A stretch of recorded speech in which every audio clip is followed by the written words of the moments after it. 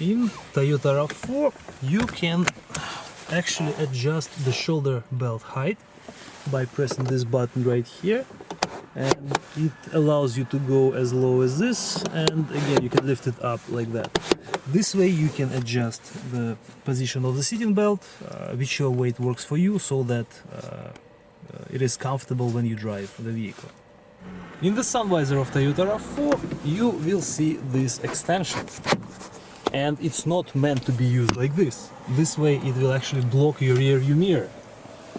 The way it works is in this side position you can extend it this way, and this way when you drive, if you have sun coming from the side of the vehicle, it will block the sun and allow you to see better. Underneath the rear view mirror you will see this lever, by flipping which you will actually tilt the mirror down. I will flip it again, and now you will see the reflection that is significantly dimmer, which is great for night driving, and this allows you not to be blinded by the drivers behind your vehicle. Another tip that you may not know about is that you can actually tilt the rear seats by pulling this lever, and this is the difference. As you can see, it goes down by an inch, maybe a couple inches, and allows you to be significantly more comfortable in the car. I'll show it again. This is the regular position, and when it goes down you're way more relaxed. And this works for both this side and the other side. Another tip for the RAV4 is that when you open the door, the rear door, you will see the child lock located right here. Currently it's in unlocked position, but we can lock it by pushing this lever down. And now when I close the door, I actually won't be able to open it from the inside. The only way to open it now is from the outside. And as you can see, it can only be opened from outside right now. To reset the scheduled maintenance light in the RAV4, first you have to put the key inside and put the vehicle into ignition on position, or in case of push start button you have to press it twice. Then you have to go to main menu by pressing this button, and then you'll be using these buttons to go up and down through the menu. And currently I'm going to go to vehicle settings like this. Vehicle settings. To enter vehicle settings you have to push and hold the OK button, and here you will see the scheduled maintenance. Press OK button again. It will ask you if you want to reset it, say yes, and the operation is complete. So if this setting doesn't work for you properly, the height, say for some people you need to go down lower, there is a way to adjust it. So press it once, the door will go down. So say you want it in this position. It's lower now, so let's see if it works now. Yeah, it works way better now. So in this case, if you want it to stay in this position, you have to press the button and hold it for 2 seconds. You will hear 4 beeps. It means that the door remembered this setting, and the following time it will stop at this position. So let's see.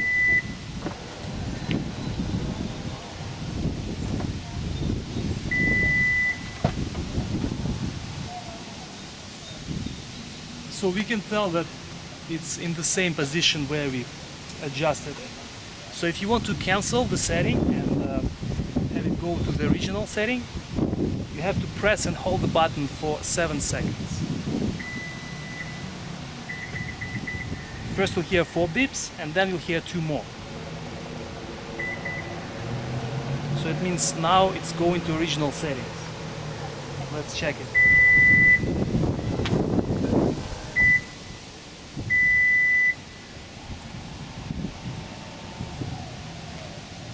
The door goes to initial settings.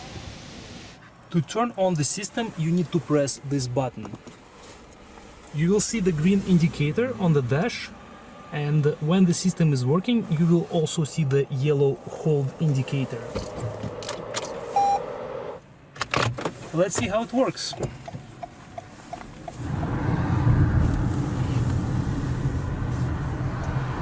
This system is perfect in stop and go traffic. So currently we are at an intersection.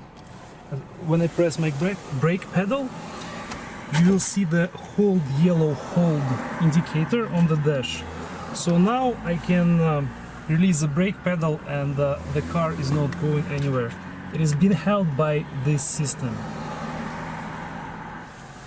As soon as traffic starts to move, I simply need to press the gas pedal and we can continue driving. The system will release brakes. The system will keep working until you manually turn it off or shut the vehicle off.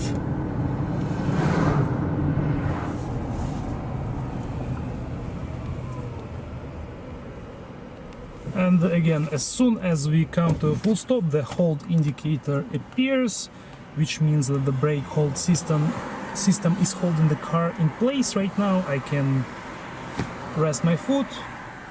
I don't have to press the brake pedal right now, and as soon as this traffic starts to move, we simply press the gas pedal and keep going. The brakes have been released now. Start the car. This is a hybrid, that's why we see the ready sign.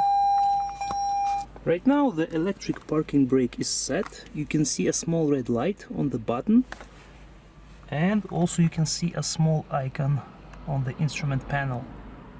When I put the shift lever out of park into drive, the light on the button disappears, which means the parking brake is now released. When I put it back into park, you can see the light reappears, which means the parking brake is set. Again, because this is automatic mode, this is done automatically. Even in automatic mode, the parking brake can also be set and released manually.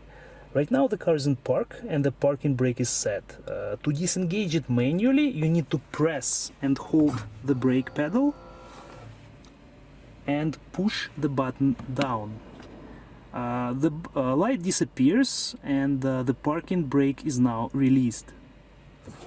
To set it, you simply need to pull the button up. The light is back on, parking brake is set.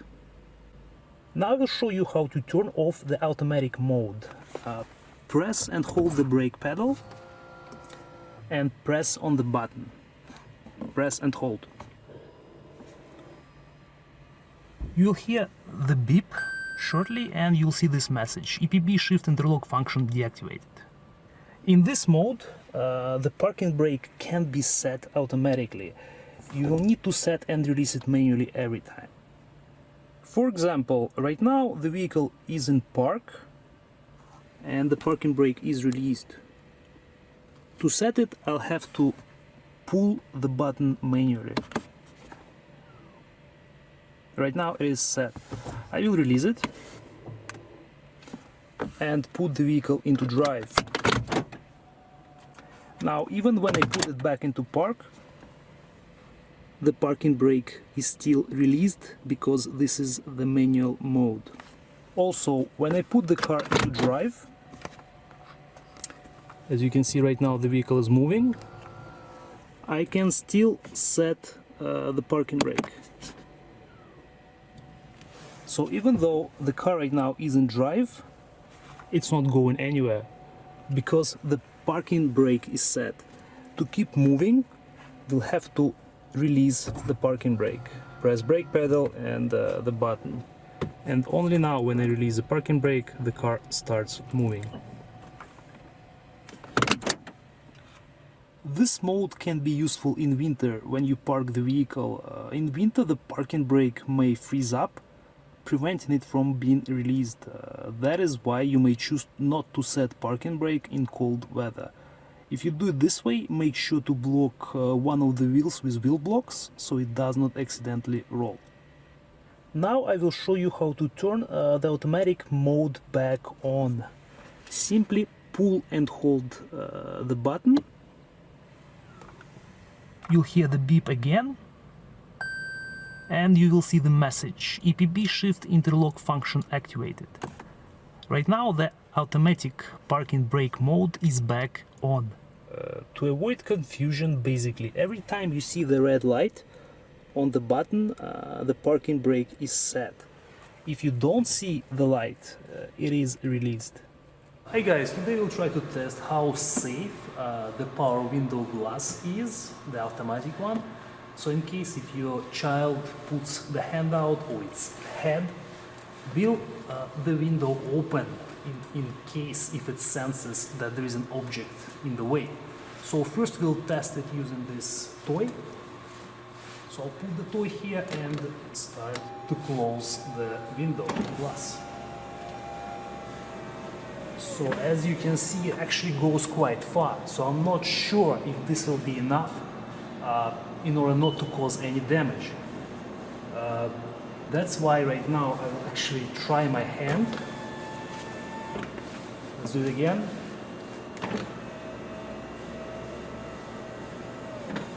Okay, there was a little bit of pressure, but not too much, and as you can see, it immediately went down, which is exactly what we are looking for. And right now I will actually try it even this way. I will insert my head, my neck in there, and I will start closing the window. Whew.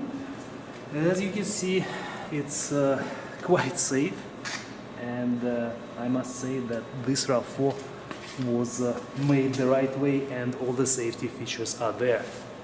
That's it for our test today. Thank you guys for watching. I hope this test was useful, and we will see you in the next video.